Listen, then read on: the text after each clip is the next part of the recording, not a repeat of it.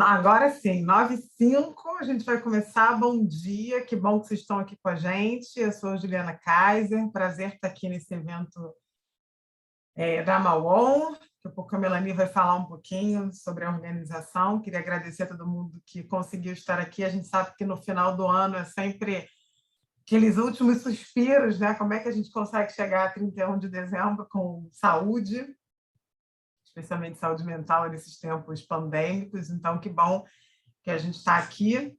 Eu vou me apresentar rapidamente e já quero começar o evento agradecendo aos voluntários que também fizeram esse evento acontecer. Eu sou Juliana Kaiser, sou professora da Universidade Federal do Rio de Janeiro, lá do MBA em Responsabilidade Social, do curso de Diversidade da PUC. Eu apoio uma ação pontual, enfim, de relatórios.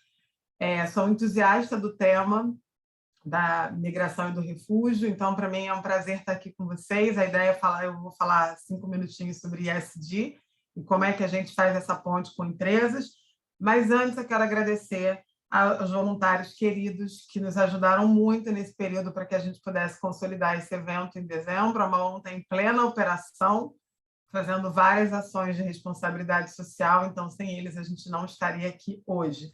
Então, em ordem alfabética, queria agradecer a Ana Luísa Silva, nossa correspondente lá de Utrecht. A Ana Luísa mora na Holanda e esteve com a gente apoiando em todo esse tempo. Quero agradecer a Cris Auerbrão. Cris está aqui, que bom que você conseguiu estar. Obrigadíssima também por todo o apoio. Agradecer a Thaís Michelino, Thaís que fez a ponte com a Globo News, e por isso hoje à noite eu já convido vocês, a Mauon estará lá contando a sua história no Jornal das 10, e também quero agradecer a Simone Vargas, que também chegou aqui, fez toda uma ponte com o PMI, com as empresas, e que coisa boa. Muito obrigada por vocês comprarem essa briga com a gente. Eu sempre fico pensando que a responsabilidade social é de todos nós e, como o voluntariado, ele tem uma importância grande para que os processos, para que os projetos eles consigam ter visibilidade. Então, a gente vai bater um papo aqui de 1 hora, mais ou menos. Eu vou apresentando as pessoas, enfim, a gente vai ter uma conversa com a Melanie Montenard, que é a fundadora da Mauon, com o Natália Papa Júnior, que é uma das pessoas que cuida da questão toda ligada à área pedagógica da organização, com a Alexia, que vai falar um pouquinho sobre a questão do direito, do fluxo migratório, etc. E, por fim, o Diogo Félix, representante da OIM, que vem também conversar com a gente.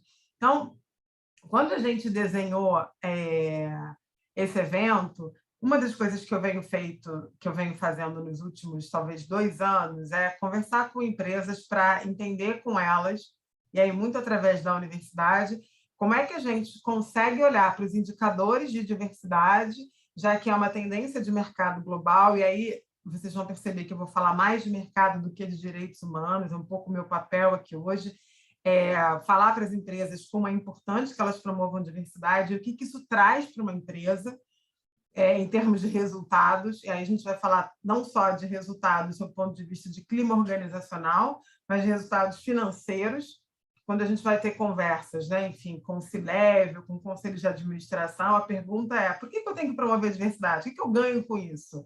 Além de me dar mais trabalho, de ter que mudar a cultura, de ter que treinar o time. Então, essa é a minha conversa com vocês hoje, prometo ser breve. O mercado fala o tempo todo sobre um acrônimo em inglês, que é o ESG. Que história é essa? São 3 dimensões, quando a gente traduz para português: a dimensão ambiental, social e de governança. Então, de alguma forma, empresas, para performarem bem, precisam aumentar os seus indicadores ESG. Se uma empresa global e ela tem, por exemplo, ações na Bolsa de Valores de Nova York, ela precisa promover diversidade para que ela receba investimentos. É por isso que a gente tem visto a pauta da diversidade avançando de uma forma muito rápida. Existe um evento terrível que aconteceu nos Estados Unidos, que tem a ver com a pauta racial, que é o assassinato do George Floyd. Lembrando que no Brasil a gente tem um George Floyd a cada 23 minutos, então não é para glamorizar, mas o fato é que o fato daquela cena ter se tornado, ter ganhado, enfim, manchetes de jornais do mundo inteiro, fez com que o mercado olhasse e entendesse, então, que era necessário ter mais pessoas negras na liderança. E aí isso puxa toda a pauta de diversidade e faz com que empresas comecem a investir de verdade. Então, a ideia é a gente olhar um pouco para essa perspectiva do ISD e perceber como é que a gente consegue fazer isso olhando para esse aspecto da migração e do refúgio. Quando a gente contrata migrantes e refugiados para o nosso board, a gente está aumentando o nosso indicador de diversidade que está atrelado à governança, porque, efetivamente, a gente traz pessoas que são, em tese, distintas daquele board convencional, que no Brasil, em geral, é branco, hétero, cis, e com uma perspectiva física de não deficiência. Então, eu encorajo as empresas que conheçam o tema, então agradeço as empresas que conseguiram chegar, mesmo nesse momento aí de final de ano, que está todo mundo tendo que fechar relatório, fechar planejamento estratégico, para se abrir um pouco para o tema. Em geral, o que acontece é que as empresas querem promover diversidade e elas não sabem como. Então, eu sou muito chamada para resolver passivos, né, questões da pauta racial. Eu quero convidar vocês a conhecerem esse tema. Essa conversa vai ficar gravada no YouTube da Mawon, então também quero convidar vocês a compartilharem com os colegas o máximo que vocês puderem, para que desmistifiquem esse tema. Existe uma quantidade aí, a Melanie vai falar, e depois o Diogo também vai falar dos números, a quantidade de migrantes e refugiados no Brasil, muitos hiperqualificados, com algumas questões que a gente vai investigar aqui hoje, mas que tem essa organização, uma ONG, que prepara essas pessoas para o mercado, resolve toda a questão de documentação. Então, a ideia desse evento é que a gente, de alguma maneira, consiga promover esse match. Não só quando a gente contrata migrantes e refugiados, a gente resolve duas letrinhas do acrônimo ISD. A gente resolve a questão da governança com a pauta da diversidade e a gente também resolve o S, a questão social do ISD. Por quê? Porque a grande maioria dos migrantes e refugiados dos países dos quais a gente vai mencionar aqui hoje estão no Brasil em situação de vulnerabilidade social. Então, também convoco a área de responsabilidade social das empresas para fazer aí um casamento junto com a RH e pensar em ações combinadas de duplo impacto, de contratar essas pessoas e olhar e começar a medir esses indicadores e perceber que a gente consegue um aumento aí de indicadores de ESG para relatórios, para investidores, quando a gente contrata esse público. Então, essa é a minha conversa com vocês, é uma provocação. Eu quero deixar todo mundo assim, super ligado para receber a Melanie Montnar, que é ela que inventou isso tudo, a Melanie que começou essa história. Então, Melanie, a palavra está com você. Obrigada, Juliana. Bom dia, bonjour a todos e a todas, né? Eu queria aproveitar rapidamente, enfim, agradecer, enfim, realmente, de verdade, sinceramente, as pessoas voluntárias, né, que noite, dias, domingo, enfim, para resolver esse e de uma maneira, enfim, hiper dinâmica a organização desse evento, enfim, pessoas do bagunço que sem elas não poderia acontecer. Eu criei tudo, enfim, não sei se eu criei tudo, na verdade, eu acho que a partir da minha própria experiência de vida e com, enfim, os obstáculos, né, que eu vivia ao chegar no Brasil em 2010, eu aprendi, né, eu passei esses obstáculos, né, que seja linguísticos, que seja da documentação, que seja dos códigos culturais, que seja da inserção no mercado do trabalho. E aí eu realmente, enfim, fui inúmeras idas e voltas na Polícia Federal, onde sempre faltava um documento, e se tudo vai dar certo, e finalmente você não sabe muito bem quando vai dar certo, e aí, enfim, realmente foi muito sofrimento. E aí eu decidi, junto com meu marido, né, de criar essa estrutura para justamente, a partir dos aprendizagens, do conhecimento, do saber fazer, justamente repassar, ajudar as pessoas ao chegar, né, no Brasil, para que essa inserção, né, integração no Brasil seja pouco mais leve, né, do que a minha. Aí a Marrom nasceu enfim, formalmente em 2017.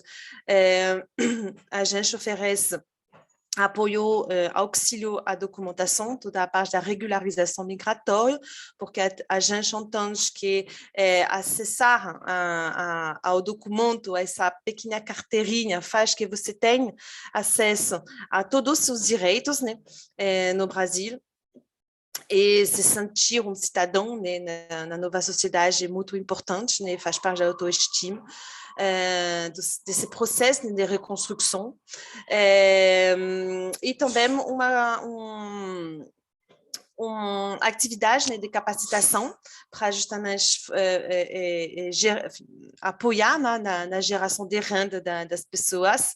Aí eu não vou assistir muito, porque o Natal vai falar mais, né, sobre essas trilhas, né, que são jornadas, né, nessa inserção econômica. E, obviamente, o grande diferencial da Marrom, né, além da documentação, é a questão cultural. A gente acredita muito que a partir de uma linguagem, de conexões culturais, a gente enfim, tem mais abertura para conhecer o outro, né, para aprender pouco da sua cultura, e justamente de gerar essa diversidade, né, de ver a diferença não como uma ameaça, mas sim como um valor agregado. Enfim, o projeto, né, da geração de renda, dessa inserção econômica, né, conta com o apoio fundamental da UIM e da USAID. Aí eu vou deixar mais o Diogo se apresentar depois.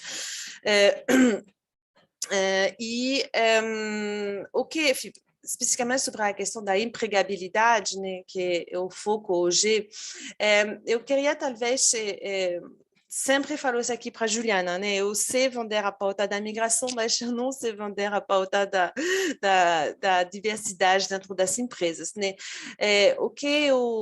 Enfim, a minha mensagem, na verdade, é que são pessoas. Pessoas com background, com experiência, né, com histórias, com conhecimentos, com vontade de refazer, de reconstruir, né, e são histórias de resistência, porque para chegar aqui, para enfim, aprender uma outra língua, para entender os códigos culturais, para se virar na cidade, né, enfim, tem que ter resistência. Então, os desafios para a gente, na verdade, são mais uma marca do nosso cotidiano, mais do que uma montanha para atravessar. E talvez para concluir, né, enfim, como fazer justamente para empregar essas pessoas, enfim, para promover a diversidade? Acho que se você enfim, se coloca a pergunta na sua pauta, você já tem quase a metade do caminho, e enfim, a solução já está quase a metade do caminho, né? Acho que tem que ter muita abertura, né? Tem que acreditar que vai ser possível, né? Acreditar que essas pessoas vão fazer uma diferença, né? E pode acreditar que vai. E, enfim, ficou à disposição, né? Para poder enfim, compartilhar, para poder, enfim, se vocês têm perguntas, às vezes a gente, enfim, até outros, enfim, encontros, eu ouvo as pessoas, mas eu preciso atender tal cota de negros na minha empresa, mas onde eu vou encontrar essas pessoas formadas? Aí eu falei, tá, tudo bem, fique tranquilo, tem pessoas fantásticas que vão poder responder, né? E isso é só possível através de uma rede. ultimamente, enfim, uma empresa, enfim, através do Diogo, aliás, da UIM, uma empresa precisava de um perfil muito específico.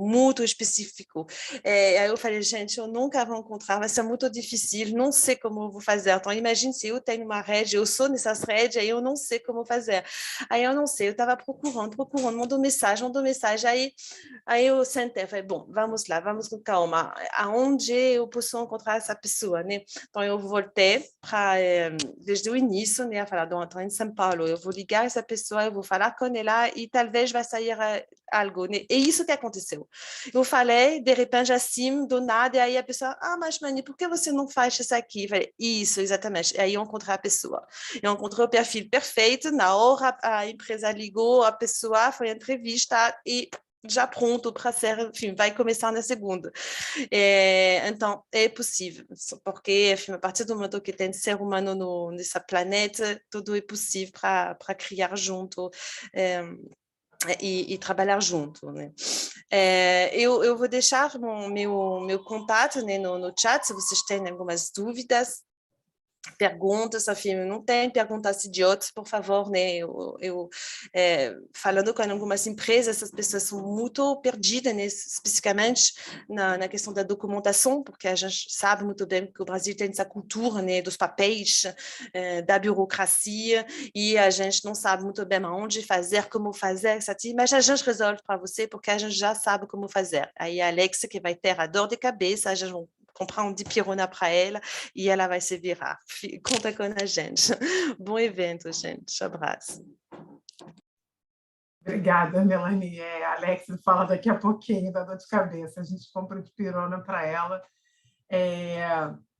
A gente vai chamar o Natália agora. O Natália vai apresentar um pouquinho de que maneira a Mauon vem preparando essas pessoas, esses migrantes e refugiados. E aí eu queria trazer muito uma perspectiva de que a gente não está falando de filantropia, a gente está falando de trabalho de responsabilidade social. É um trabalho muito sério, com metodologia.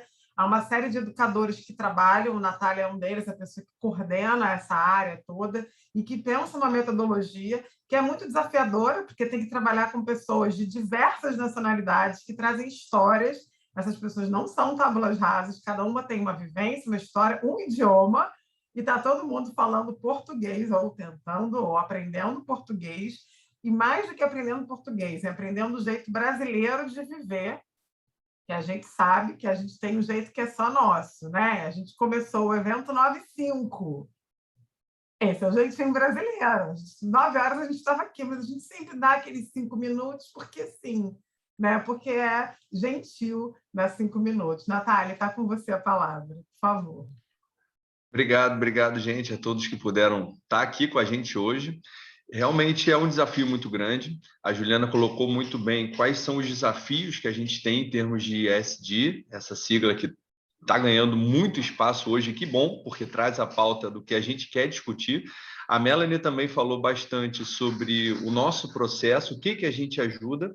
Eu vou mostrar aqui para vocês o que, de fato, a gente trouxe em termos de metodologia.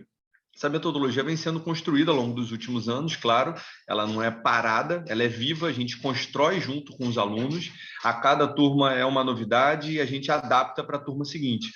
A Juliana comentou dessa questão emblemática do George Floyd nos Estados Unidos, e aqui também viralizou bastante aquela foto da reunião de resultados da XP.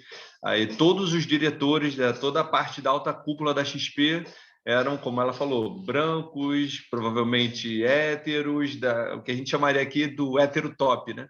E aí você vê que diversidade tem naquele time. O que um agrega ao outro? A gente já teve um mosaico cultural tão grande passando pela Mauon, e é impressionante como cada história, cada particularidade agrega demais na discussão. E aí eu compartilho a minha visão também como empreendedor, e como ex-aluno também de alguns programas internacionais, que eu tive a oportunidade de fazer meu mestrado, meu doutorado fora do Brasil, e a parte mais rica desses programas que eu fiz lá fora foi poder discutir o mesmo problema com professores do mundo inteiro, com alunos do mundo inteiro, e a visão de cada um. É impressionante como isso enriquece qualquer debate. E aí eu fico pensando, cara, é tão óbvio que a diversidade agrega no debate que eu fico até em dúvida por que as pessoas não fazem mais disso.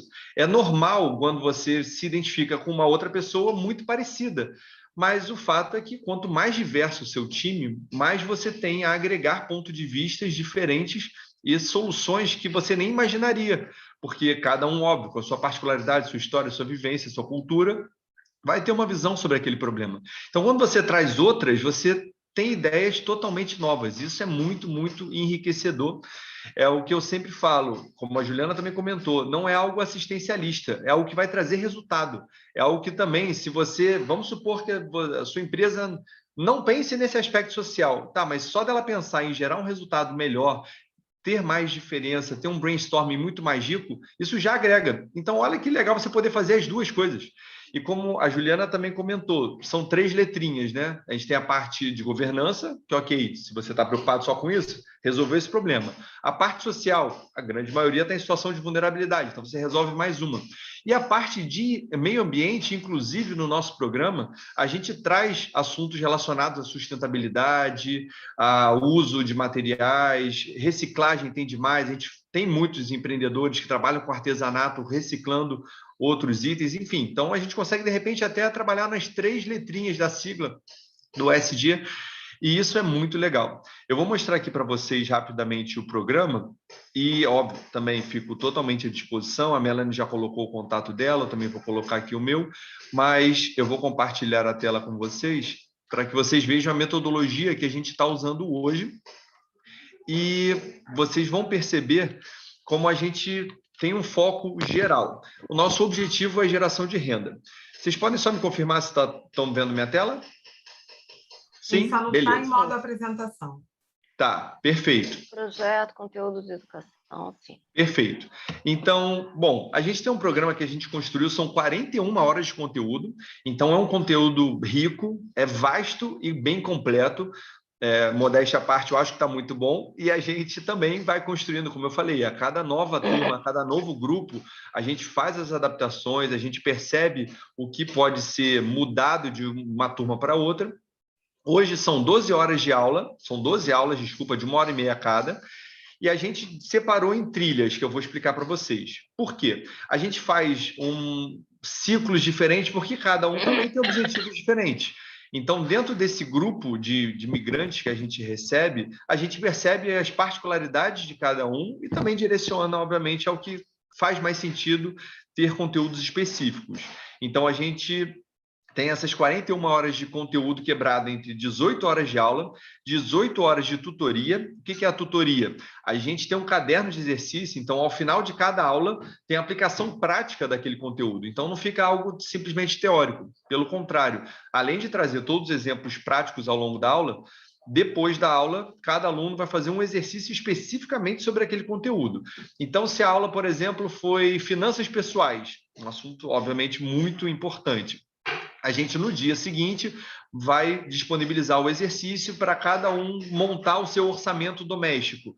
E aí, os tutores são essas figuras que ajudam esses alunos e corrigem os exercícios, enfim, mostram mais exemplos. A gente tem mais 4h30 de workshops, onde a gente traz profissionais de mercado para falar sobre assuntos diversos, de áreas de gastronomia, áreas de artesanato, enfim, histórias são bacanas de serem compartilhadas, a gente traz nesses workshops práticos. E no final a gente ainda tem pelo menos meia hora de um encontro individual com cada um para ajudar a organizar isso tudo que ele viu, porque 41 horas também é conteúdo para caramba. Então, Natália, depois... desculpa te interromper. O seu slide, eu não sei se a sua intenção era mostrar todos, ele está parado no primeiro, ele não conseguiu passar, e ele não está em modo apresentação. Tá. Por favor. Desculpa, deixa eu ver aqui. Ele tá. Vocês não estão vendo a minha quebra de... Bom, vou parar de compartilhar e vou compartilhar de novo. Beleza. Vocês não estavam vendo a minha quebra do programa em si? Não, só a primeira tela com as telas do lado. Então, acho que preciso colocar em modo apresentação. Deixa ver se agora foi. Tem, mas você consegue colocar aquela... eu coloquei. Vê, por favor, se agora foi. Agora a gente consegue ver o programa. Cada ciclo está dando essa Beleza. ideia. Perfeito. Isso era justamente o que eu estava explicando, como funciona nossas 41 horas de conteúdo. A gente faz também aulas abertas, então não necessariamente só os nossos alunos participam. É claro que eles estão sempre aptos a convidar outras pessoas e poder compartilhar e, óbvio, divulgar cada vez mais conteúdo, né? A gente realmente acredita que o programa pode ajudar muito mais pessoas além dos nossos alunos. É claro que a gente já sabe que um aluno não é o único impactado. Normalmente, a família, a comunidade tem o impacto geral a partir disso. Vocês estão vendo agora um programa Trilha em Comum? O slide Trilha em Comum? Não. Caramba, não está passando meus slides. Não está. Mas tudo bem, é a Murphy. Está tudo certo. Tá. Mas, bom, então vou explicar para todo mundo, depois eu posso disponibilizar o arquivo também. Como eu falei, a gente tem 3 trilhas diferentes. A gente tem uma primeira trilha em comum para todo mundo, onde a gente passa sobre conceitos comportamentais. E aí você avalia, hoje em dia, na hora da contratação, cada vez mais as empresas pedem soft skills. São aquelas habilidades que não necessariamente vão estar numa formação acadêmica, por exemplo, né? É muito relacionado a comportamento. E aí, como a Melanie também comentou, olha a jornada migratória, como ela é complicada hoje de maneira geral.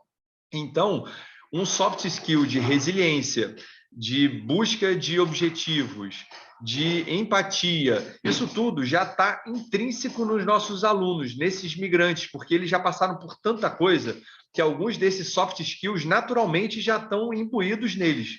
Então, é muito legal observar isso. Só que a gente trabalha muito também com a parte de autoconhecimento, comportamento empreendedor e traz alguns soft skills adicionais para quem ainda não tinha trabalharem. Depois, na aula 2, a gente fortalece muito a questão do autoconhecimento e do empoderamento. A gente sabe que, infelizmente, muitos, nessa situação de vulnerabilidade social que eles se encontram e por toda a jornada que eles passam, muitos acreditam que não é para eles, que eles não podem, e pelo contrário, a gente reforça que sim, que eles podem. Então, essa aula 2 a gente foca muito em autoconhecimento e empoderamento, e depois, na aula 3, a gente traz a questão financeira, para eles cuidarem do bolso, porque, óbvio, é muito importante, todos eles precisam sobreviver, e não só sobreviver, a gente quer que eles consigam muito mais do que uma simples subsistência, embora, claro, cada um vai chegando na sua camada de necessidades pouco a pouco, mas a gente trabalha para que eles consigam, de fato, ter conhecimento financeiro, que é algo que falta muito aqui, inclusive, de maneira geral, a população, então a gente trabalha isso. Depois, a gente foca em economia colaborativa e construção de redes, porque eles são uma rede enorme e a gente tem que fortalecer esse pensamento de rede, de comunidade, de trabalhar junto, de cooperação. E, embora, de novo, aqui no Brasil, infelizmente, isso ainda é algo que precisa ser muito desenvolvido, a gente trabalha para que isso seja desenvolvido e, como a Melanie falou, trabalhando em rede, a gente consegue chegar muito mais longe. Então, a gente reforça muito isso numa aula que é só sobre isso.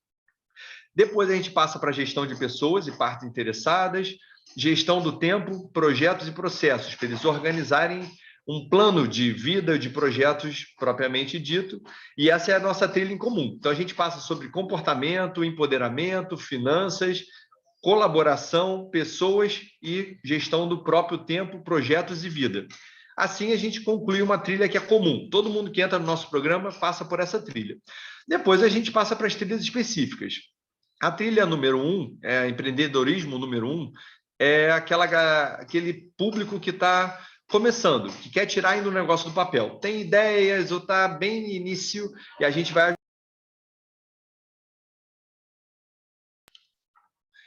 ajudar ele a organizar um plano de negócio de fato. E a gente vai passar por conceitos mais técnicos relacionados a empreendedorismo. Então, a gente passa por público-alvo, persona, estudo de mercado, branding, storytelling, eles vão formar um plano de marketing. Depois, a gente foca especificamente em marketing digital, que é muito necessário hoje. Depois, a gente aprofunda a parte de gestão de pessoas e liderança, até chegar nas ferramentas para os planos de negócio. A gente mostra SWOT, mostra Canvas, e depois a gente faz também uma análise final, onde eles preparam um pitch para a gente, e são disponibilizados capital semente para ele tirar o negócio do papel.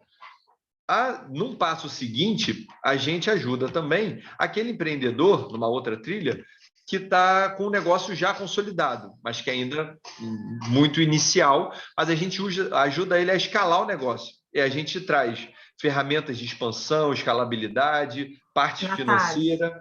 Oi. Desculpa, eu acabei de ter uma informação aqui no chat. Realmente os slides não estão passando. Então, talvez seja melhor, não sei, uma sugestão, não compartilhar, porque ele está no slide 2, não está... Talvez, enfim, com sua mouse, passe diretamente lá no lado. Porque eu acho que, enfim, se você faz Enter, não vai conseguir. Tem que realmente apertar com seu mouse. Bom, passou agora? Não, né? Com o mouse. Acho que tem que tirar do modo apresentação e apresentar mesmo na tela do PowerPoint normal, sem apresentar. Deixa eu tentar essa possibilidade. Vê se assim vocês estão vendo minha tela. Sim, agora está caminhando. Você vai passando os slides, ele muda aqui. Tá, então vou tentar assim, tá?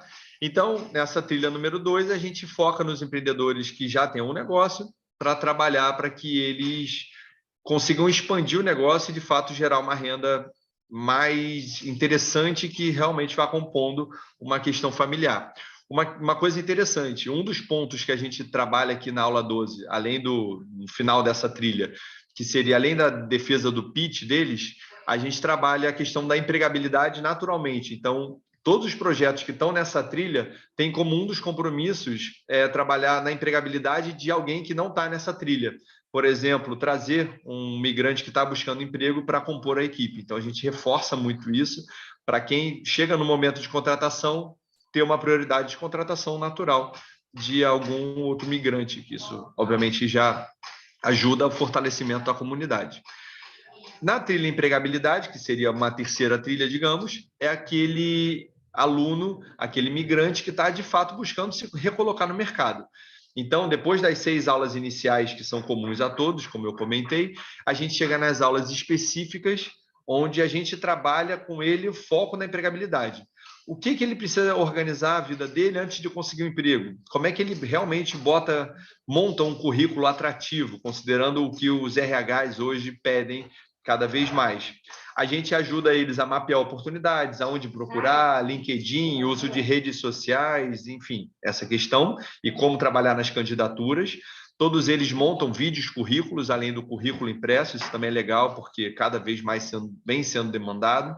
A gente treina com eles dinâmicas em grupo, a importância do trabalho em equipe. Treina entrevista, para eles saberem como se comportar, aquelas perguntas que são clássicas do RH, enfim. Trabalha isso e também trabalho pós-entrevista. E depois, ele foi contratado. Questão, de novo, comportamental, como funciona. Aqui a gente tem um dado interessante, tá? Eu, além da questão acadêmica, que eu trabalho junto com a Mawon, eu também sou empreendedor, eu também tenho alguns negócios, e eu observo que esse dinamismo, esse mosaico rico cultural que eu mencionei, que é tão legal para a formação de uma equipe, a gente também observa que o final do nosso programa, qual é o grande objetivo? Geração de renda. E esses migrantes, também por toda a sua situação de vulnerabilidade, mas não só por isso, eles realmente valorizam muito as oportunidades. É mais um soft skill bem bacana que a gente identifica claramente na grande maioria deles. E com isso, o turnover de contratações para esse público migrante, ele é muito menor do que o que a gente, infelizmente, está acostumado aqui no Brasil. A gente vê que muita gente aqui fica no período de experiência, são 3 meses, ou depois sai, sabe que vai ter o seguro-desemprego garantido, então realmente pede para ser mandado embora, ou cava uma demissão, como a gente fala no mercado. E no público migrante, não. Eles, de fato, na grande maioria das vezes, agarram aquela oportunidade porque eles percebem que é, de fato, algo que vai ajudar no processo migratório deles a partir que eles tenham uma geração de renda. Então, é muito legal também, pelo lado empresário, o que eu já observei e a experiência muito positiva na contratação desse público migrante que traz tanta riqueza na gestão da equipe, ou na gestão de ideias. Lembrando, é um público todo que, no mínimo, é bilíngue, então é mais um skill bacana que todos naturalmente têm, porque, óbvio, eles têm a língua mãe e têm as aulas, o suporte para a educação em português, então isso também é um a mais. O haitiano, o francês também é comum, o inglês é comum, então às vezes você consegue com uma contratação de alguém que é poliglota e que está buscando uma oportunidade e que vai abraçar de fato aquela oportunidade porque sabe que compõe a jornada migratória deles. Então isso também é mais um ponto positivo nas contratações. As tutorias, como eu mencionei, são relacionadas a atividade dos cadernos práticos de exercícios, e as mentorias a gente sempre traz pessoas de mercado que possam já ser uma conexão para ele. E aí, vamos supor, uma pessoa que trabalhava numa pizzaria ou que tinha uma pizzaria na Venezuela e chega no Brasil. Eu vou tentar fazer uma ponte com ele, com alguém do Grupo Trigo, que possa fazer um vínculo com alguém da Domino's para ser um mentor. E nessa meia hora, uma meia hora muito rica, porque, de novo, aquela questão de trabalhar em rede, a gente também trabalha internamente em rede. E o poder dos contatos, da rede de contatos, do networking que a gente pode trazer, e que naturalmente eles não têm tanto, porque eles nem são daqui, isso já é uma ajuda muito boa. Então, na mentoria, a gente sempre foca em trazer alguém que pode, de fato, agregar como networking para ele futuro, especificamente com a característica de cada migrante que a gente atende. Então, isso também é muito legal. E, no final, a gente ainda, através especificamente dessa parceria com a OIM, a gente consegue ter um orçamento que possibilita ajudar os alunos também financeiramente. Como a gente falou, o nosso programa ele não tem um foco assistencialista, mas a gente também sabe que, além do conhecimento, um empurrãozinho desse financeiro, obviamente, viabiliza tirar os negócios do papel. No caso da empregabilidade, às vezes parece que é uma realidade distante para quem não convive com esse público em vulnerabilidade social, mas é uma verba para ele poder, de fato, comprar uma roupa legal para ir numa entrevista, esse tipo de coisa faz diferença. Então, sim, essa parte, alguns podem questionar que, mas dá dinheiro, mas não é um dinheiro simples e solto, e sim algo focado em impulsionar o que a gente traz de educação ao longo do programa, para que ele possa começar a gerar a própria renda. Então, esse é o grande objetivo do nosso programa. Como a Melanie falou, né? O Brasil é um país burocrático, então eu também, como empresário, eu mesmo tinha essa dúvida: como é que eu contrato um migrante? Porque quando eu penso numa situação de vulnerabilidade brasileiros, eu já sei que no mínimo ele vai ter uma carteira de trabalho, ou assim espero, porque infelizmente na vulnerabilidade extrema, muitos não têm nem CPF, mas para a parte imigrante fica esse questionamento ainda maior. Eu tinha esse questionamento antes de conhecer a Mawon, então eu consegui esclarecer muita coisa. Até hoje, quando eu falo com a minha rede de contatos de empresários para também trabalhar nessa contratação desses migrantes, a pergunta muito forte é: tá, mas como é que eu faço?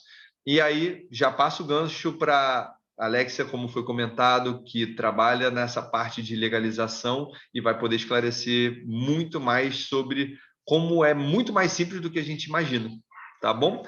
Bom, obrigado, gente. Desculpa o probleminha nos slides, mas eu vou disponibilizar ele também para todo mundo que se inscreveu.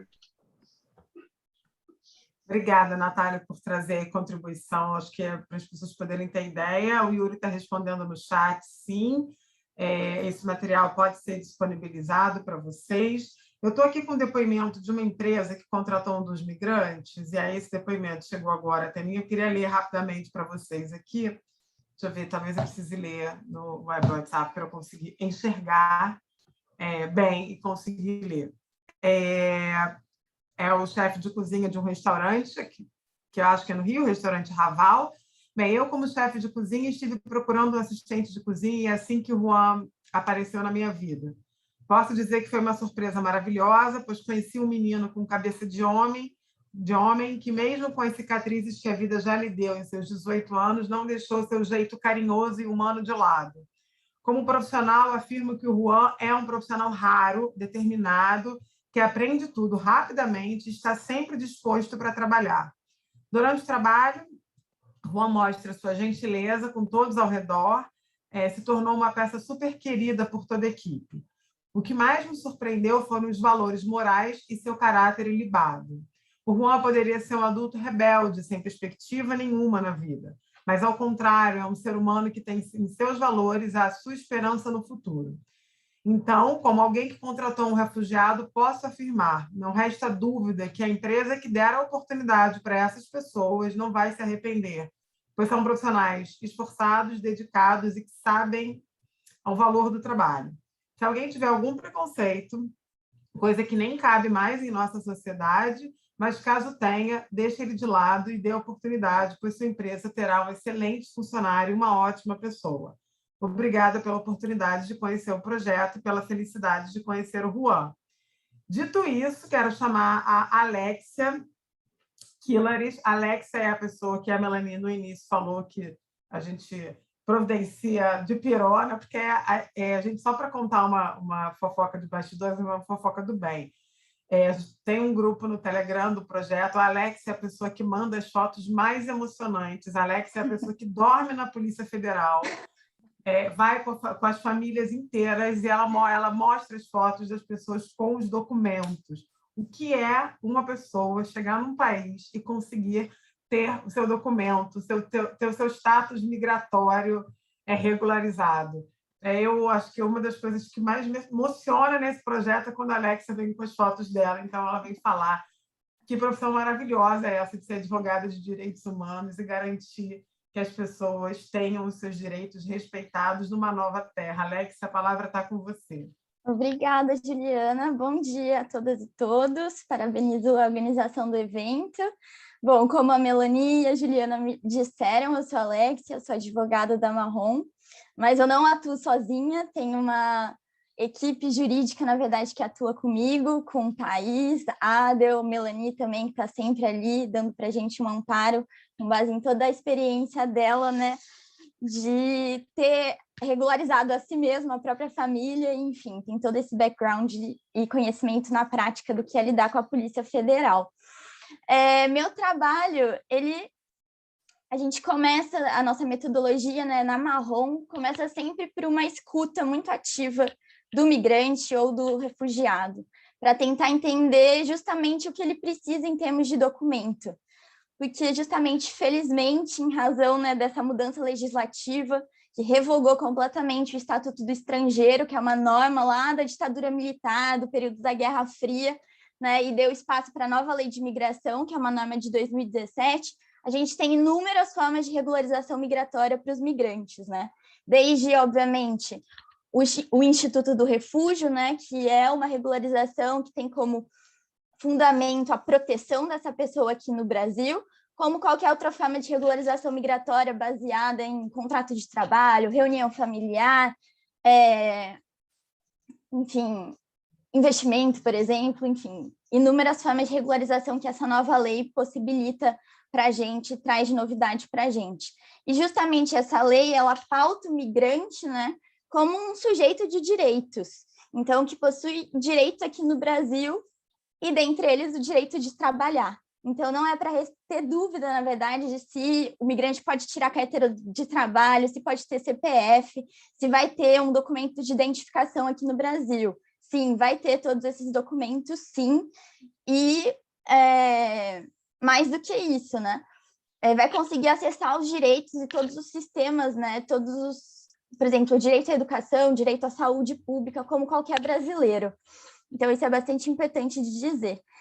Depois dessa escuta ativa, né, em relação aos migrantes, da necessidade deles em relação à regularização migratória, a gente vai para a parte mais operacional mesmo da regularização, que é olhar os documentos, né, ver o que essa pessoa trouxe do país de origem, lembrando que muitas vezes a legislação exige que a gente apresente documentos originais, como a certidão de nascimento, antecedentes criminais, e que são documentos que, se a gente for pensar, é muito difícil a gente vai pensar que vai viajar com um documento desse no bolso, certo? Então, a gente analisa muito de perto essa documentação que o migrante já traz consigo e partimos para as etapas de regularização, né? Então, constantemente estou na Receita Federal ajudando essas pessoas a tirarem um número de CPF. Normalmente esse é o primeiro passo que a gente faz, acompanha todo mundo na Receita Federal para conseguir um número de CPF, que é fundamental na vida civil, no cotidiano aqui no Brasil. E depois a gente vai, agenda, né, organiza toda a documentação né, online, as declarações, os antecedentes criminais, agenda, e vamos lá para a batalha, que talvez seja mais difícil realmente, lá na Polícia Federal, né, contra uns decisionismos de balcão, lidando com um policial que realmente é autoritário, a despeito de toda alteração legislativa, né, pessoas que, infelizmente, ainda estão com a cabeça ali no Estatuto do Estrangeiro, mas a gente, com muito gingado, como costuma dizer a Melanie, a gente costuma resolver realmente, né, e sair da Polícia Federal com essas pessoas regularizadas, com um protocolo de identificação, já com um número de CRNM, que é a Carteira do Registro Nacional Migratório, com um documento com foto, e um documento que é válido, né, apesar de ser um protocolo inicialmente, mas que é verificável pelo site da Polícia Federal, através de um QR Code, e que deve dar acesso aos inúmeros direitos aqui no Brasil, como qualquer outro brasileiro, né, salvo os direitos políticos. Mas isso é outra história. E, enfim, é bastante emocionante, assim, eu sou testemunha de muitos olhinhos, assim, emocionados nos bancos lá da Polícia Federal, assim, que são chamados para pegar a certidão de registro e o protocolo de registro da Polícia Federal, porque realmente essa pessoa passa a existir perante o Estado brasileiro, né? Passa a ter um documento de identificação brasileiro e passa a não precisar mais ter medo, né, de ser perguntado ou indagado, né, durante essa vida civil, se está documentado, passa a ter menos medo em relação a, sei lá, alguma deportação ou multa que eventualmente pode acontecer. Então, acho que esse basicamente é meu trabalho, assim. E a gente acompanha realmente do início ao fim, além do dia que a gente dá entrada na documentação e as pessoas acabam pegando o protocolo de registro junto à Polícia Federal. Inúmeras vezes também acabei cruzando com outros migrantes que estavam indo buscar a carteira pronta, então o que é bem mais emocionante também, porque você acaba vendo ali a pessoa já com a carteira mesmo, né, de identificação, e que é super emocionante também. A gente acaba regularizando não só a pessoa em si, né, que está inscrita no projeto empregadorismo, né, mas normalmente a família toda dela, porque principalmente as mulheres se preocupam muito com a situação migratória, dos filhos, né? Isso acaba gerando sempre uma preocupação por tabela, então a gente acaba, assim, regularizando a família toda, né? Os filhos, o esposo, e então geralmente a gente vai com um bonde lá para a Polícia Federal, tiramos realmente fotos da família toda com o protocolo em mãos. Costuma ser bem gratificante mesmo o trabalho de ver esse produto final, assim. E, especialmente em relação aos venezuelanos, eles podem escolher, né, entre uma residência temporária de 2 anos, que é renovável, e um dos requisitos para renovação por tempo indeterminado é justamente ter uma oportunidade de trabalho e conseguir fazer prova da renda no Brasil. Então, assim, depois de 2 anos, com uma residência temporária, se a pessoa comprova que tem um contrato de trabalho assinado, que tem a carteira assinada, que possui renda aqui no Brasil, ela consegue ficar aqui no Brasil por tempo indeterminado. Então, é muito importante essa relação, né, da migração, da regularização migratória com as relações de trabalho, né, com o emprego fixo. Então, está tudo bem conectado, né? A migração com a importância de termos oportunidade de trabalho para essas pessoas. Acho que é isso. É só isso tudo, gente. Também queria dizer uma coisa, que estamos aos sábados, acho que amanhã vai ter. Amanhã é sábado? Estou perdida. Amanhã. A Alexia com a equipe toda jurídica, mas a equipe da MAON de mobilização, vai todo mundo para o Morro do Banco, no Itaiangá, fazer um mutirão para atender as pessoas. As fotos também são emocionantes, tá? Tá todo mundo lá com a PFF2, mas atendendo as pessoas, ajudando o agendamento para a carteira de trabalho. Então, convoco as empresas que querem contratar migrantes e refugiados, não contratem MEI, gente. Vamos assinar a carteira de trabalho, porque é isso que garante a permanência dessas pessoas aqui no país. Então, existe uma responsabilidade, efetivamente, que é social, e uma responsabilidade com o S do ISD. Isso não tem absolutamente nada a ver com filantropia, tem a ver com garantia de direitos. A gente também percebe que muitas dessas pessoas saíram dos seus países de origem não porque elas queriam sair. Já convido vocês hoje a assistirem o Jornal das 10, com a Aline Mislet. Vocês vão ver a Elitza falando. A Elitza é uma das articuladoras da MAON. uma professora venezuelana maravilhosa, que está no Brasil, ela conta a história dela, então já convido vocês a assistirem. Depois a gente também disponibiliza no YouTube da Mauon o VT, a gente não sabe quanto tempo exatamente, mas ontem a Elitza foi entrevistada por mais de 1h30, contando um pouco essa história. São histórias muito duras de uma vinda para o Brasil que muitas das vezes é imposta por uma situação socioeconômica ou de perseguição, que é o caso, por exemplo, do Daniel, que era ativista de direitos humanos no Congo, também foi entrevistado ontem, vocês vão ver a história dele hoje. E aí, para a gente poder fechar com chave de ouro o nosso evento, quero chamar o Diogo Félix, agradecer a Alex, o Diogo Félix, que é representante da OIM, também uma chave importantíssima para que esse projeto aconteça, alguém que pode trazer os dados para a gente, em termos quantitativos, e falar das nacionalidades que mais buscam o Brasil. Diogo, prazer estar com você, que bom que você pode estar com a gente. Obrigado, Juliana. Bom dia a todas e todos, bom dia a essa equipe maravilhosa da Marrom. Agradecer tanto essa equipe quanto também a Trilha de Impacto, na pessoa da Juliana, por esse evento, né, tão importante, tantas coisas importantes que já foram trazidas aqui, né, sobre esse tema da integração econômica das pessoas migrantes. Em primeiro lugar, vou apresentar rapidamente a OIM, né, para quem não conhece, a Organização Internacional para as Migrações, é a agência da ONU para o tema de migração. Esse ano a gente está completando 70 anos de história. Então, é uma história que começa lá no pós-Segunda Guerra Mundial, né, e vem se desenvolvendo ao longo de todas essas 7 décadas, né, com desafios que vão também mudando ao longo do tempo. E é uma organização que está em praticamente todos os países do mundo, né, e aqui no Brasil nós estamos presentes em 12 estados. Eu vi que tem pessoas de outros estados aqui, então até queria mencionar que estamos presentes não só no Rio de Janeiro, de onde eu falo, né, onde eu represento a OIM, mas também em toda a região sul, em São Paulo, em Brasília, em Minas Gerais, também estamos presentes em Pernambuco, e principalmente também uma equipe muito grande no norte do Brasil, né, tanto no Pará quanto no Amazonas e principalmente em Roraima, né? Então, desde essa fronteira com a Venezuela, fazendo um trabalho de emergência humanitária até esses outros estados do Brasil onde a gente trabalha mais com a questão da integração econômica dessas pessoas. A OIM, por falar em integração econômica, a OIM ela entende que essa é a solução duradoura para as pessoas que desejam permanecer no Brasil, porque também nem todas as pessoas que chegam aqui permanecem, né? Muitas vezes o Brasil ele é um país de trânsito, né, para se chegar a outros países. Mas aqueles que desejam permanecer, a integração econômica é de fato a solução duradoura, e essa integração econômica passa muito por esses 2 temas que o Natália trouxe, né, que pode ser tanto o empreendedorismo quanto a empregabilidade de fato.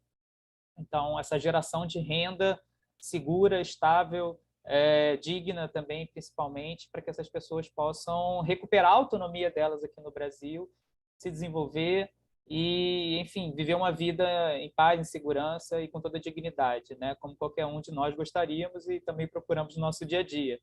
E aí, para trabalhar essa questão da integração econômica, a OIM ela lançou, no início de 2020, um projeto chamado Oportunidades, com o apoio financeiro da Agência Internacional dos Estados Unidos, da Agência dos Estados Unidos para o Desenvolvimento Internacional, que é a USAID, e que proporciona vários projetos pelo Brasil, inclusive esse que nós temos, essa parceria que nós temos com a Marrom para desenvolver esse trabalho que o Natália trouxe aqui tão brilhantemente.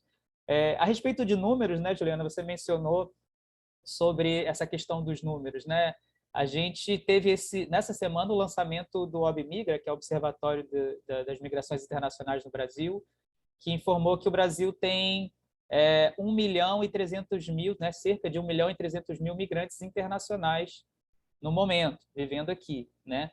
E números do governo federal apontam que nós temos em termos de brasileiros vivendo lá fora, são mais de 4 milhões, 4 milhões e meio, mais ou menos, segundo o governo federal. Então, assim, só para trazer esse ponto que eu acho super relevante, porque muitas vezes a gente ouve esse discurso do o migrante, o refugiado vem aqui para roubar o emprego do brasileiro, né? Esse mito, né? Esse grande tabu que muitas vezes é utilizado até politicamente, É importante a gente pensar que, de repente, se isso vale para os migrantes que estão aqui, vai valer para o brasileiro que está lá fora também, né? Se esse discurso prospera no mundo como um todo, o brasileiro que está lá fora vai sofrer também com essa dificuldade de geração de renda, que é importante para o migrante que está aqui também. E aí, se a gente faz a conta de tirar todos os migrantes daqui e trazer todos os brasileiros que estão lá fora, a gente vai ter que criar pelo menos uns 3 milhões de empregos a mais. Então, vai ser muito mais complicado do que essas pessoas provavelmente imaginam, né? Então, é importante ter esses números em mente para entender que a migração ela é um fenômeno muito complexo, muito dinâmico, e ela, por si só, ela não é boa ou má. Vai depender muito de como os governos, os países e as sociedades recebem essas pessoas, integram ou não essas pessoas, né? Ela pode ter um aspecto muito negativo, de fato, se o país prefere fechar os olhos e não oferecer oportunidades de integração econômica, por exemplo, e todos os outros direitos para essas pessoas e colocá-las em guetos, enfim. Isso, nesse aspecto, sim, as pessoas vão acabar tendo dificuldade de conseguir uma moradia, as pessoas vão acabar dependendo muito mais de políticas públicas do que se elas se desenvolverem por conta própria, né? Sempre tendo acesso a todos os direitos que são garantidos também aos brasileiros. A gente já trouxe isso, a Alex já trouxe muito bem, mas só para dizer isso, né? Que o melhor caminho é, de fato, participar dessa integração como sociedade, né? E a OIM ela trabalha, ela tem essa missão no mundo de apoiar tanto os governos como a sociedade como um todo, né? Então, empresas, principalmente no setor privado, mas também sociedade civil, academia, participar desse grande esforço, desse grande trabalho de integração econômica dessas pessoas.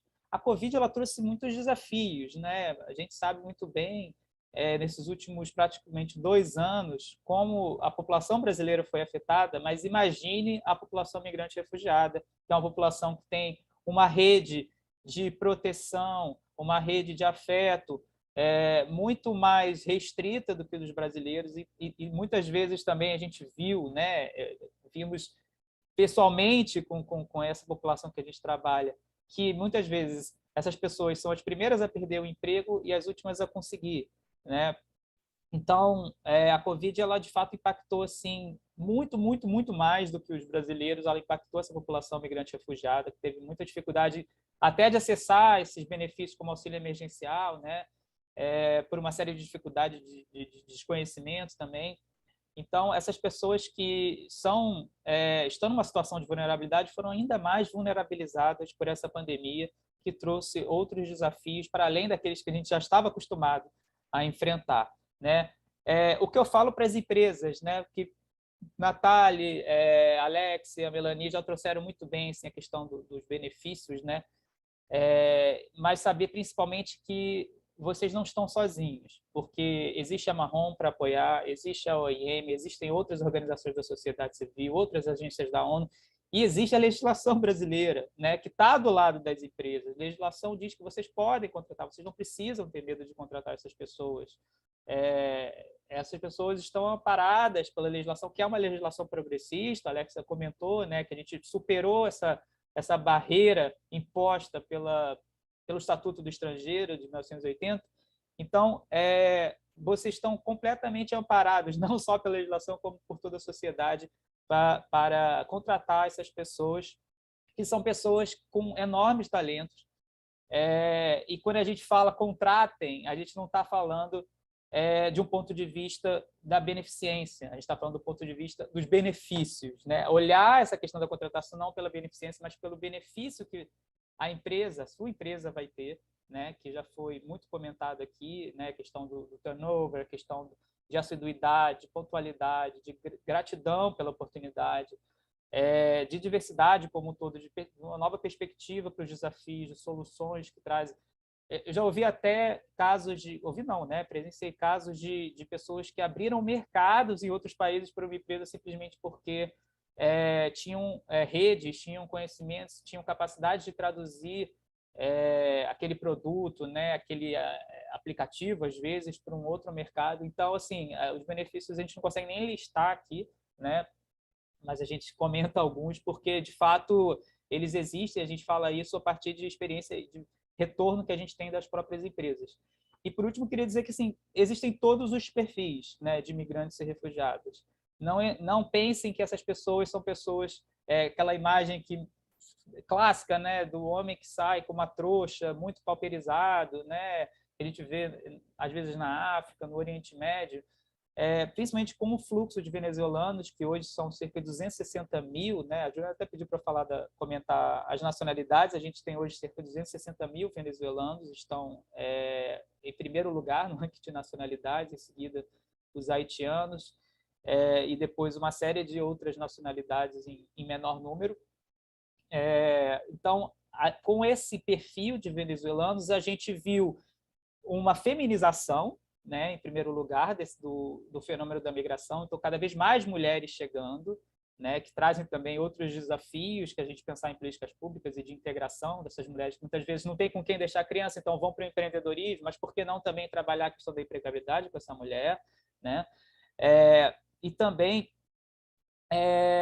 trouxe assim uma diversidade de perfis muito grande. A gente tem desde pessoas menos escolarizadas, sim, mas tem pessoas de altíssima escolaridade, pessoas com mestrado, com doutorado, pessoas que, por exemplo, Venezuela, né, muito famosa pelo setor de petróleo e gás, né, e o Brasil também há muito tempo se destaca nesse setor. Então, por que não aproveitar essas pessoas? A gente tem feito um esforço para tentar aproveitar essas pessoas que têm conhecimento nessa área no mesmo setor aqui no Brasil, né? E talvez trabalhar, às vezes a pessoa era, né, um engenheiro ou engenheira de petróleo, talvez a própria empresa trabalhar para ajudar a revalidação dessas pessoas, porque ela que está ganhando com a experiência que essa pessoa vai trazer desse trabalho que ela fez lá na Venezuela. Então, só para dizer isso, né, que tem todos os perfis, não pensem apenas que essas pessoas podem ser contratadas para cargos operacionais, de fato existe esse perfil, podem ser sim,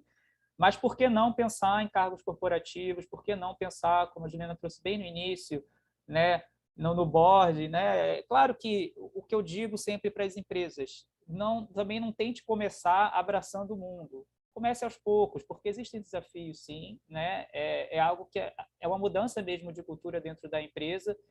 E se tentar fazer algo também muito robusto, muito ousado, né, muito amplo, assim, de primeira, né, sem testar um pouco o campo, sem começar, de repente, com um projetinho piloto, contratando algumas pessoas, vendo como isso funciona e trazendo essa diversidade aos poucos para dentro da empresa, muitas vezes vai ser muito mais desafiador. Então, pode começar um pouco mais pontual, né, pensando em algumas contratações, vendo como é que isso funciona, vendo como é que a própria empresa recebe. De repente, desenvolvendo um projeto dentro da empresa. Existem diversas formas de beneficiar essas empresas. Essas pessoas, elas podem desde ser contratadas como CLT, como a Juliana destacou, que seria o mais interessante, né? Mas também, de repente, podem fazer parte da cadeia de fornecedores, né? Não sei, vocês podem também, de repente... Existem algumas empresas que, em parceria com a AM, desenvolvem capacitações para essas pessoas, e aquelas que mais se destacam acabam sendo contratadas. As que não são contratadas, pelo menos elas já têm uma capacitação e, de repente, podem ser aproveitadas em outras empresas. Então, tem diversas formas de trabalhar essa diversidade, trabalhar o aspecto da responsabilidade social corporativa mesmo, né, e até do próprio ESG. E aí, é um pouco essas ideias que eu queria trazer, ventilar um pouco essas ideias para vocês, porque quem não começar a pensar nessa diversidade de forma cada vez mais ampla, não vai sobreviver, né? É o que a gente tem cada vez mais ouvido nessas mesas, nessas conversas com empresas. Não adianta mais ficar parado acreditando que a velha forma de pensar vai continuar funcionando a partir de 2021, a partir do pós-pandemia, a partir desse mundo que se diversifica cada vez mais e que tem cada vez menos barreiras. Eu costumo dizer que a migração um tema muito complexo e que exige uma cooperação internacional muito ampla para lidar com todos os desafios, né? Não vai ser um país sozinho que vai decidir, vai resolver esses problemas, não vai ser uma cidade sozinha, não vai ser uma empresa sozinha, mas todos vocês podem fazer parte de um dos maiores desafios do século XXI, que é a questão da imigração internacional. Queria agradecer, então, muito obrigado. Fico à disposição também, se tiverem dúvidas, para poder responder.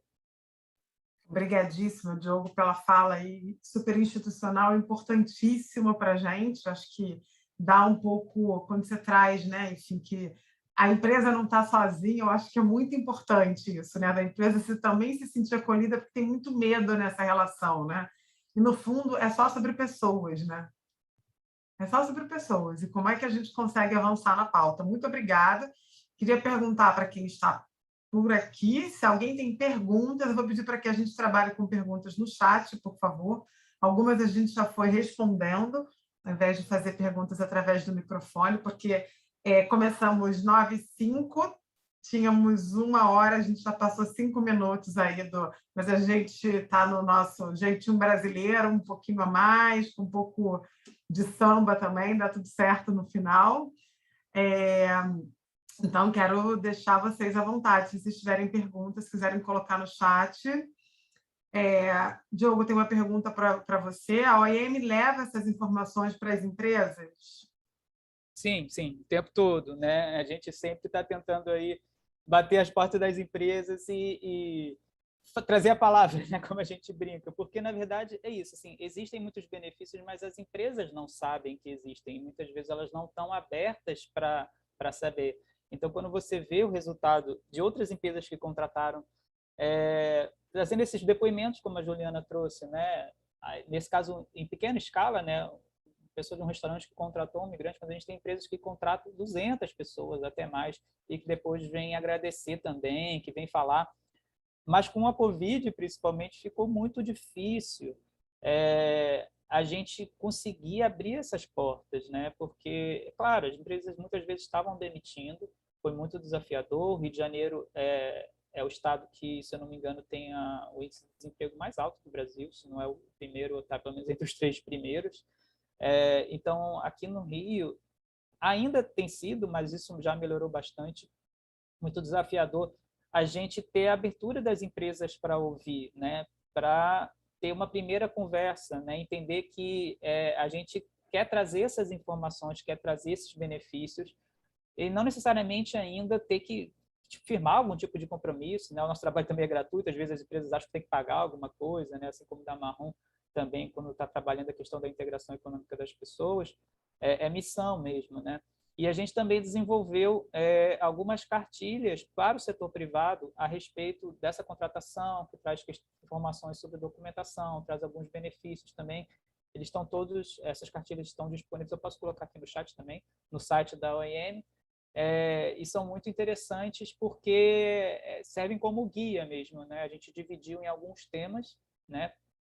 E ali tem bastante informação útil para as empresas que estão entrando nesse mundo. Tem muitas dúvidas, é natural ter dúvidas, e ali a gente oferece pelo menos um apoio para começar a entender um pouco melhor esse tema. Obrigado. Obrigada, Diogo. Tem uma questão aqui para a Alexia sobre documentação. Estou tentando acessar aqui exatamente a pergunta, mas se a pessoa efetivamente for, se não me engano, encontrada indocumentada, algo do tipo, eu não consegui mais voltar aqui, porque tem muitas pessoas comentando. Alexia, se você puder responder, por favor. Primeiro, a gente tenta entender quando essa pessoa entrou no Brasil, chegou no Brasil, há quanto tempo ela está indocumentada. A gente verifica se ela vai ser multada. Eventualmente, se ela foi multada, a gente prepara todo o recurso administrativo para tentar anular essa multa e dar início à regularização migratória dela o mais rápido possível. Especificamente, né, tem algumas nacionalidades que têm bases legais para regularização mais específicas, né? Então, para os venezuelanos, a gente tem uma portaria, que é a portaria 19, que é específica para o caso dos venezuelanos, que inclusive facilita até em termos de apresentação de documento, que é bem mais flexível em relação à apresentação dos documentos originais. Quando a pessoa opta por fazer a solicitação de refúgio, também o procedimento de regularização migratória acaba sendo mais flexibilizado, né, em relação aos documentos do país de origem. Vai depender muito da nacionalidade, né, e qual a situação, qual forma de regularização migratória que essa pessoa pretende. Porque, por exemplo, o Instituto do Refúgio acaba implicando em algumas obrigações, né, ao refugiado reconhecido. Por exemplo, se ele for voltar ao país de origem, ele tem que pedir uma autorização. Enfim, tem algumas implicações ali no cotidiano desse imigrante. E é por isso que a gente sempre explica, né, quais as diferenças de todos esses institutos migratórios, todas essas formas de regularização migratória. Obrigada, Alex. Olha, outra pergunta que tinham colocado para o Diogo, pedindo para ele colocar no chat. As cartilhas do AM, as cartilhas já estão aqui. Então, gente, para a gente não estender mais o tempo, acho que a gente... essa é uma primeira conversa, a ideia é que a gente faça encontros para falar sobre o tema da empregabilidade para migrantes e refugiados mais vezes, para que mais pessoas saibam. Esse conteúdo vai ser disponibilizado no YouTube da Mauon. Viralizem esse conteúdo, por favor. Compartilhem com pessoas que têm o poder da caneta nas empresas, para que elas consigam se sensibilizar com o tema e que, se precisarem de apoio, tem a Mauon, que faz todo o processo. E se precisarem também de informação institucional, como deve fazer, com a OIM. Enfim, aí o Diogo também disponibilizou as cartilhas para que vocês acessem. Eu queria agradecer a presença de todos. A gente já passou 15 minutos aí do nosso horário. Então, o que tiverem de perguntas, depois eu vou pedir para vocês encaminharem para a Mauon para que essas perguntas possam ser respondidas. Eu estou vendo assim que tem algumas perguntinhas. Então, Melanie, se você puder colocar novamente o e-mail no chat, ou Yuri, para as pessoas. E aí, um agradecimento especial novamente a todos os voluntários que fizeram esse evento acontecer, a Ana Luísa, a Thaís Michelino, a Cris Sauerbron e a Simone Vargas, que está aqui, com toda a articulação do PMI. Um agradecimento especial ao Diogo, da OIM, que também esteve aqui com a gente, todo o time da Mauon, e a Melanie e ao Bob Montenard por terem criado esse projeto maravilhoso, essa organização que está fazendo a diferença. E a gente espera que as empresas efetivamente estejam cada vez mais abertas à diversidade de fato, contratando migrantes e refugiados. Melanie, você quer fazer uma fala final? Ou encerramos por aqui? E se não talvez para as empresas, né, não ter medo. Enfim, vocês que estão justamente nas empresas onde desafios faz parte do seu cotidiano, metas, então vai lá, pega um novo desafio, acredite que pode acontecer assim, né? E aí, para encerrar, enfim, eu convido também todo mundo presencialmente nessa vez, a semana que vem, né, porque a gente sabe que o dia 18 de dezembro é o Dia Internacional do Migrante, né, ainda pouco conhecido, e aí a gente vai fazer um evento no Museu de Arte Moderna, né, onde vocês vão ter, enfim, o dia todo para passear, enfim, receber informações, encontrar as pessoas, degustar, né, os produtos dos empreendedores migrantes. Então, para comemorar, né, e ir no encontro dessas pessoas e dessas histórias maravilhosas de resistência. Obrigada a todos. Obrigada, Melanie. É o Museu de Arte do Rio, certo? Na Praça Mauá. Isso, Museu de Arte do Rio, na Praça Mauá, Rio de Janeiro, dia 18. É uma forma muito importante de contribuir efetivamente, financeiramente, indo lá, comprar os produtos dos migrantes e conhecer a cultura. Vai ter apresentações, então, Museu de Arte do Rio, na Praça Mauá, dia 18, agora de dezembro, né?